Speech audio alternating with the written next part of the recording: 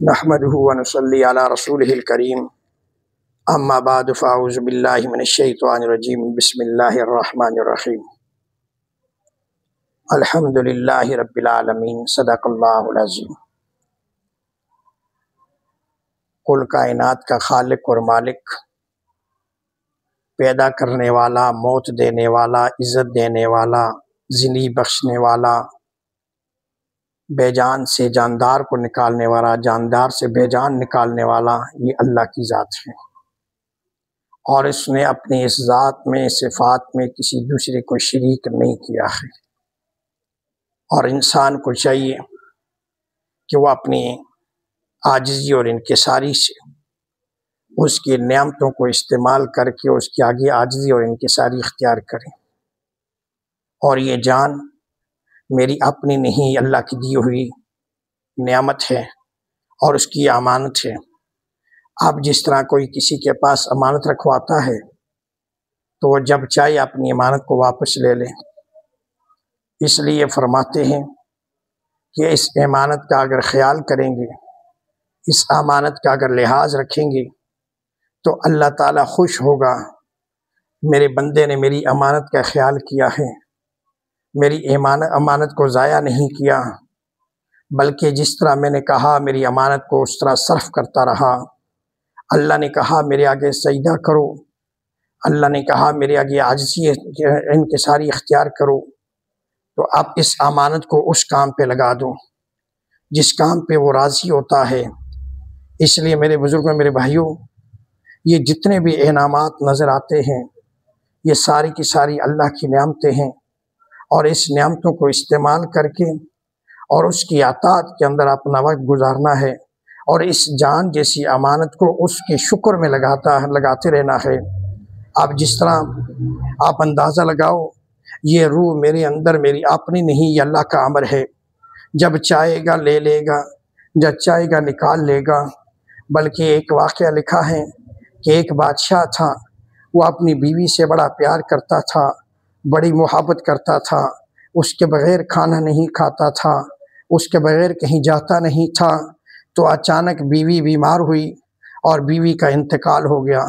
جب بیوی کا انتقال ہوا، بیوی فوت ہوگی بادشاہ کی، تو بادشاہ نے اعلان کر دیا کہ 3 دن تک میرے پاس کوئی مسئلہ لے کے نہ آئی،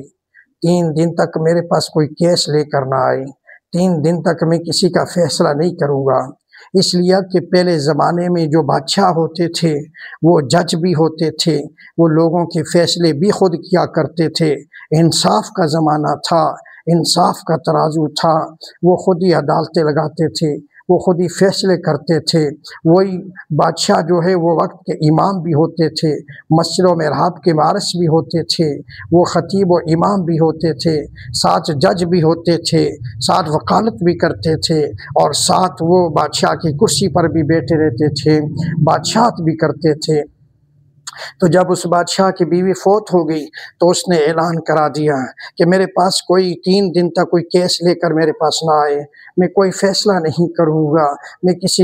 کسی سے کوئی بات نہیں کروں گا، اس لیے کہ میری بیوی فوت ہو گئی ہے۔ میں اس کے غم میں 3 دن مناؤں گا، میں کسی کا فیصلہ نہیں سنوں گا، اور نہ کوئی فیصلہ کسی کا سنوں گا، اور نہ سناؤں گا، اور نہ فیصلہ اس کا کروں گا۔ تو یہ اعلان ہو گیا۔ ایک بوڑھی اماں جی اس محلے میں رہتی تھی،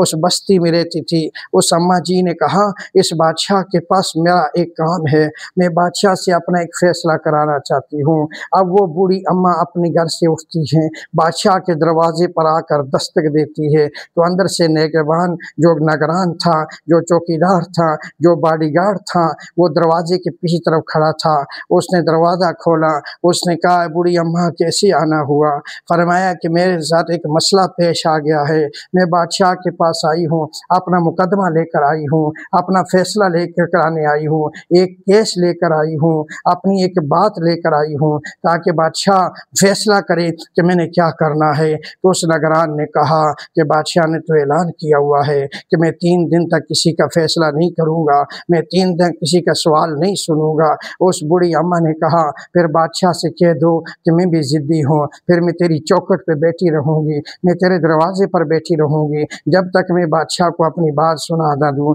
جب تک میں بادشاہ سے اپنا فیصلہ نہ کرا لوں، اس وقت تک میں اس دروازے سے واپس نہیں جاؤں گی، اس دروازے کو، اس چوکھٹ کو نہیں چھوڑوں گی۔ آخر جب اس نگران نے جا کر اندر بادشاہ کو یہ بات پہنچائی کہ بادشاہ سلامت، ایک بوڑھی اماں آئی ہیں اور وہ بڑی ضد کر رہی ہیں اور دروازے پر بیٹھ گئی ہیں، وہ کہتی ہے جب تک میں اپنا سوال نہیں رکھوں گی، جب تک بادشاہ کو نہیں سناؤں گی، اس وقت تک میں اس کا دروازہ نہیں چھوڑوں گی، میں واپس اپنے گھر نہیں جاؤں گی۔ اب بادشاہ مجبور ہوا، اس نے کہا چلو اس بڑھیا کو اندر آنے دیجئے، اس کا راستہ کھول دیجئے۔ جب راستہ کھول دیا گیا، یہ بوڑھی جب اب بادشاہ کے سامنے لا کر کھڑی ہو گئی، اور جب آ کر کھڑی ہوئی بادشاہ کے سامنے تو بادشاہ سے عرض کرنے لگی، اے بادشاہ سلامت، میرے پاس یہ ہار ہے، سونے کا ہار، بڑا قیمتی ہار ہے، اس کے ساتھ اچھے موتی لگے ہوئے ہیں، اور یہ پڑوس میں ایک خاتون رہتی ہے، اس کا ہے، اور اس نے میرے پاس یہ امانت رکھوایا ہے، اور وہ یہ ہار میں نے اپنے گلے میں ڈال دیا ہے، حالانکہ مجھے نہیں ڈالنا چاہیے تھا، اس کی امانت تھی، رکھنی چاہیے تھی، لیکن میں نے گلے میں ڈالا ہے۔ تو جب میں نے گلے میں ڈالا ہے تو یہ بڑا خوبصورت لگنے لگ گیا ہے، مجھے میرے گھر میں میرے بچے، میرے پوتے مجھے کہتے ہیں اماں جی یہ ہار آپ کے ساتھ تو بڑا خوبصورت لگتا ہے اور بہت ہی اچھا لگتا ہے، اور مجھے بھی اس ہار سے پیار ہو گیا ہے، مجھے بھی اس ہار سے محبت ہو گئی ہے، اب میں اس کو نکالنا نہیں چاہتی۔ اب وہ خاتون جس کا ہار ہے وہ مجھ سے طلب کر رہی ہے، اپنی امانت واپس کرنے کا تذکرہ کر رہی ہے کہ مجھے میری امانت واپس کی جائے۔ اب بادشاہ سلامت میں آپ سے فیصلہ کرانے آئی ہوں، میں کیا کروں، میرا دل نہیں چاہتا، میں بدنیت ہو چکی ہوں، میں یہ ہار اس کو واپس کبھی نہیں کروں گی، اس لیے کہ ہار میں پسند آ گیا، مجھے پسند آ گیا، میرے بچوں کو پسند آ گیا، جو بھی دیکھتا ہے میرے گلے میں تو وہ خوش ہوتا ہے کہ ہار تیرے گلے میں بڑا خوبصورت لگتا ہے، تو مجھے بھی پیار ہو گیا ہے، تو میں اس ہار کو واپس نہیں دینا چاہتی، اب کیا ہوگا؟ تو بادشاہ نے کہا تو خوش ہو کہ راضی ہو، یہ اس کی چیز ہے، اس کی امانت ہے، وہ امانت رکھوائی تھی، وہ جب چاہے واپس لے، تجھے واپس کرنا پڑے گا، مسئلہ تو یہی ہے کہ تجھے یہ واپس کرنا پڑے گا۔ اس نے کہا مجھے محبت جو ہو گئی ہے، مجھے پیار جو ہو گیا ہے، مجھے اچھا جو لگنے لگ گیا ہے، میں اپنا کیا کروں، میں تو واپس نہیں کر سکتی۔ اس نے کہا، بادشاہ نے کہا نہیں، تجھے اچھا لگے یا تجھے برا لگے، تجھے صحیح لگے یا تجھے غلط لگے، یہ تُونے واپس کرنا ہوگا۔ تو جب بوڑھیا کو یہ سوال کا جواب ملا تو بوڑھیا آگے بڑھ کر کہتی ہے کہ تو مجھے مسئلہ سمجھاتا ہے، مجھے کہتا ہے کہ یہ ہار تجھے برا لگے یا اچھا لگے، تو ناراض ہو یا خوش ہو، یہ ہار تو نے واپس کرنا ہے، اس لیے کہ چیز اس کی ہے، امانت اس نے رکھوائی ہے، تیری اس میں کچھ بھی نہیں ہے۔ تو میں آپ سے سوال کرتی ہوں بادشاہ سلامت، تو نے جو 3 دن کا اعلان کیا ہے کہ میں 3 دن تک کسی کا سوال نہیں سنوں گا، میں 3 دن تک کسی کا فیصلہ نہیں کروں گا،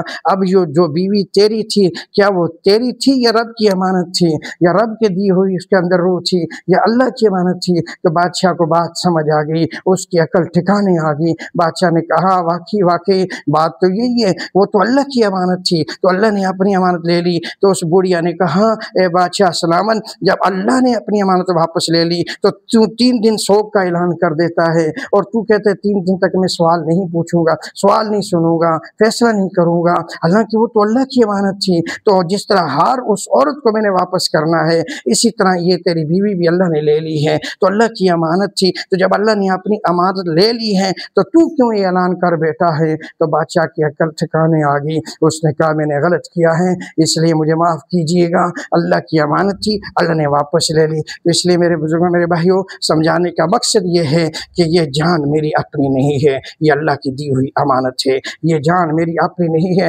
اللہ کی دی ہوئی امانت ہے، اس امانت کے اندر خیانت نہیں کرنا ہے۔ اب اس کو بچا کے چلائیں گے، اس کو محفوظ کر کے آخری ٹھکانے تک پہنچانا ہے، جنت میں پہنچانا ہے، اور جنت میں پہنچانے کا جو راستہ رسول اللہ صلی اللہ علیہ وسلم دے کر گئے ہیں، اس پر ہم جب چلتے رہیں گے تو سارا کا سارا نظام برابر ہوگا۔ اللہ تعالیٰ ہم سب کو سمجھ کی توفیق عطا فرمائے۔